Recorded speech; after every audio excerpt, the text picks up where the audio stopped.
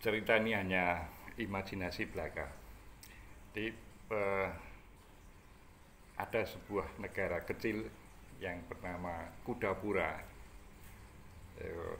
relatif maju di antara negara-negara di kawasan sekitarnya.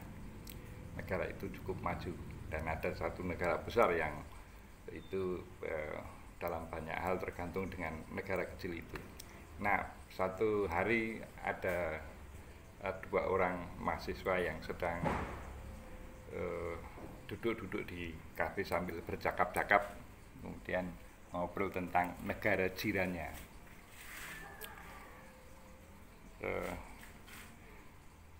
Si A dan si B gitu ya. Si A bertanya kepada si B, tahu tak kau kenapa negara jiran kita itu sekarang situasinya keruh gitu ya. Si B menjawab, ya karena negeri jiran kita ini luhur. Saya ulang. Si B menjawab, ya karena negeri jiran kita ini sedang mengalami banyak musibah gitu ya. Ada masalah pemalsuan uang, ada masalah indeks harga saham yang terpuruk, dan lain-lain. Itu jawab si B. Kemudian si A kembali bertanya, kau tahu tak kenapa hal itu semua terjadi? Si B kemudian jawab, bodoh amat, tak tahu aku. Si A kemudian menjawab lagi, sini aku beritahu, kau boleh sepakat ataupun tidak, tapi inilah jalan pikiran saya, gitu, kata si A. Negeri sebesar itu hanya kurang satu yang itu menjadi kunci dari banyak persoalan yang sedang mengalami negeri jiran kita itu. Apa tuh? Begitu si B menimpali. Satu, yaitu kurang menggunakan nalar. Kemudian si B menjawab lagi, kau,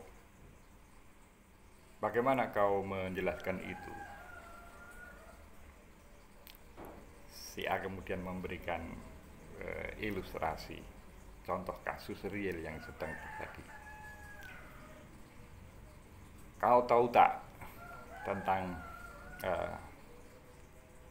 fenomena uang palsu yang sekarang sedang geger di negeri itu? Itu kan gampang sekali untuk membuktikan uang itu palsu atau tidak, uang itu asli atau tidak. Bahwa uang itu kemudian sudah melakukan transaksi yang menguntungkan si pemilik uang itu tidak kemudian membatalkan bahwa uang itu harus diselidiki palsu atau tidak. Dan itu sangat gampang kalau mau, masalahnya kan di situ. Dan si A dan si B ini mahasiswa perguruan tinggi yang bergengsi di Kudapura, mungkin jurusan sospol kali ya.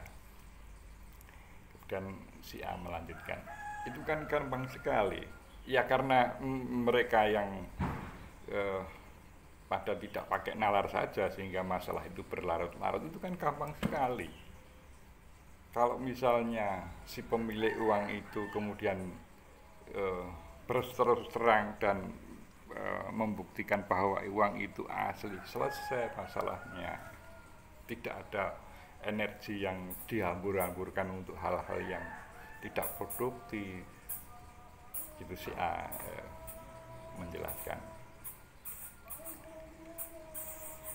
tapi si B kemudian uh, menimpali. Tapi ngomong-ngomong ya itu menguntungkan kita juga sebagai negara kecil. Kita tentu khawatir kalau negara jiran kita itu kemudian bangkit menjadi raksasa di kawasan ini. Ini kan apalagi kemudian orang-orang yang banyak pinter dan menggunakan alat dengan baik itu kemudian bangkit, tidak lagi tergantung dengan negeri kita yang memang tidak punya apa-apa, tidak punya sumber daya alam. Mereka punya. Nanti gengsi kita di mata internasional jatuh dong. Si B menimpali. Ya biarkan aja mereka dalam kebodohan gitu. Si A kemudian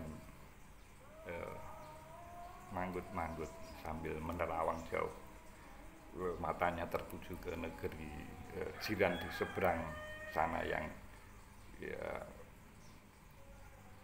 batas terdekat dari Kudapura ini hanya selaju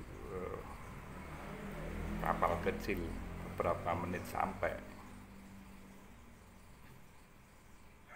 Dia kembali merenungkan kata-kata rekannya si B tadi ya. Kemudian si A tersentak dan menjawab pada si B, benar juga katamu. Kalau mereka bangkit maka negeri kita ini semakin kurem lah gitu ya. Sudah kita itu hanya sepersekian luas mereka, kita tidak punya apa-apa. Mereka punya segalanya, punya sumber daya alam, punya penduduk yang sangat besar. Kita nanti menjadi tidak berarti begitu. Betul katamu itu sih ya.